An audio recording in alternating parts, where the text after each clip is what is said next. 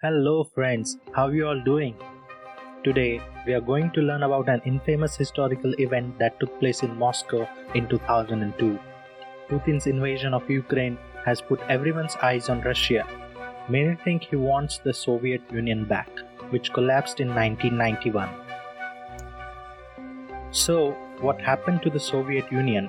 If you are not aware, after its fall, 15 states fell apart from the Moscow's group. The Muslim state of Chechnya also demanded freedom, but Russia refused for it. Reason? Trade, trade, and trade. Important oil and gas pipelines went from Russia to the Caspian Sea through Chechnya. Russia was not willing to lose its resources. The small state of Chechnya was heavily injected with Russian forces. Wars with Russia caused millions of Chechen deaths. Also, thousands were left homeless. One fine day in Moscow, who would have thought it was going to be the beginning of a deadly massacre? It was October the 2nd, 2002. Day 1, 9 p.m. The Dubrovka theatre in Moscow is hosting over 900 people for a show. Suddenly, 3 vans full of armed people arrive at the theatre. They enter the theatre and force everyone, including the staff, into the auditorium. They storm the stage. The audience thinks that it was a part of the show, but they soon realize it was something else. Probably it was a terrorist attack. Their leader tells the audience, "We are Chechens and we are keeping you all as hostages. If Russian forces do not withdraw from Chechnya, we'll blow up the theatre." He also asked the audience to convey this message to the world and to President Putin. Who were these men storming the theatre? These were members of the Special Purpose Islamic Regiment led by Barayev, who was only 25 years old. Barayev wanted Chechnya to become an Islamic republic. Hostages notify the authority, and after an hour, police surrounds the theatre. President Putin speaks to the nation and says that he even refuses to consider independent Chechnya. He also adds that the Russian Federation will not negotiate with the terrorists. General Vladimir Pronichev is in charge of this operation. An hour later, at 10 p.m., as a goodwill gesture, Barayev releases some hostages that mainly includes children under 12, pregnant women, and Muslims. The authorities set up a command center 100 meters away from the theatre. General Pronichev is looking for a solution. He soon acknowledges the fact that if special forces show little aggression, Barayev might blow the theatre. The hostages are surrounded by explosives and suicide bombers inside the auditorium. These suicide bombers were women from Chechnya ready to even die for their state. Day 2, 12:15 a.m., 3 hours into the crisis. General Pronichev speaks to Barayev, but it turns out to be an unsuccessful attempt as the government was not willing to negotiate. Day 2, 11 a.m. Pronichev is under pressure and trying to gather more information about what's happening inside the auditorium, and for that, he decides to interview the released hostages. He offers Barayev a safe escape to a third country in exchange of the hostages. But clearly, the terrorist had come there with some other intent. Journalist Franchetti was allowed inside the theatre as he went there to interview Barayev. Franchetti was denied an access to visit the hostages by Barayev, but Barayev made sure Franchetti sees those women suicide bombers and show it to the world. An hour later, this interview is shown on the television. Barayev demands the freedom for his state. He says that his group is an Islamic regiment, including suicide bombers.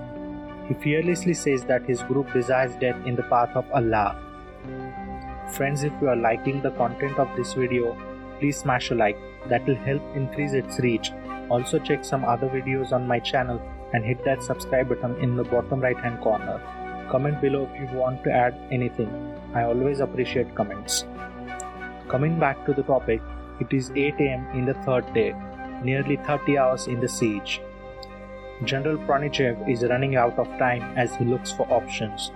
An advisor suggests the use of a strong anesthetic to put everyone inside the theatre to sleep. The Russians knew that if Barayev gets to learn about the gas being injected, he can kill everyone inside the theatre within a second. Therefore, General Pronichev decides to prioritize getting Barayev out of the auditorium. An hour later, Barayev hears a message on the radio that the Russian government is ready to negotiate. Pronichev's plan was to make Barayev lower his guard and to make him relax, so that he leaves the auditorium to get some rest and then the Russians could deploy the gas. Day 3, 8 pm. It's been 10 hours since Barayev got the hope for negotiations and nothing has happened yet. This is making Barayev and Chechens increasingly frustrated. Barayev speaks to General Pronichev and says that he has got nothing in return for the 60 hostages that he released, and if Russia doesn't send someone to negotiate, he'll start executing the hostages at midnight. An hour before Barayev was going to begin the execution of hostages, General Pronichev tells him that President Putin is sending someone to negotiate in the morning. Now Barayev feels the relief. General Pronichev is patiently waiting for Barayev to leave the auditorium. Day 4, 5 pm.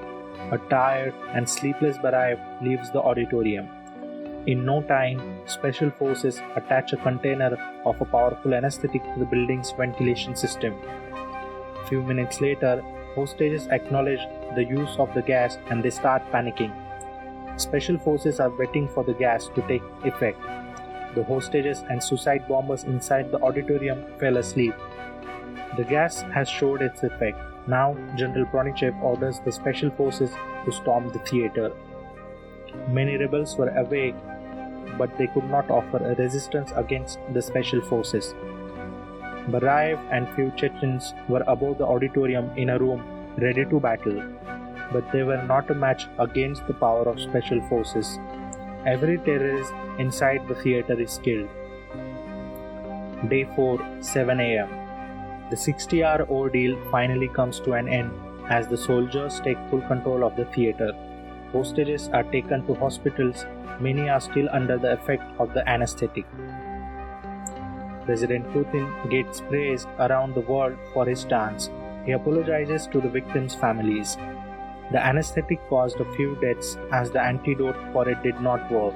Many died out of suffocation.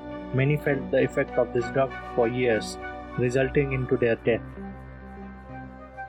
That was it for this video. Leave us your thoughts in the comment section. Don't forget to like the video. Also, please subscribe if you haven't already. Thanks for watching. Take care.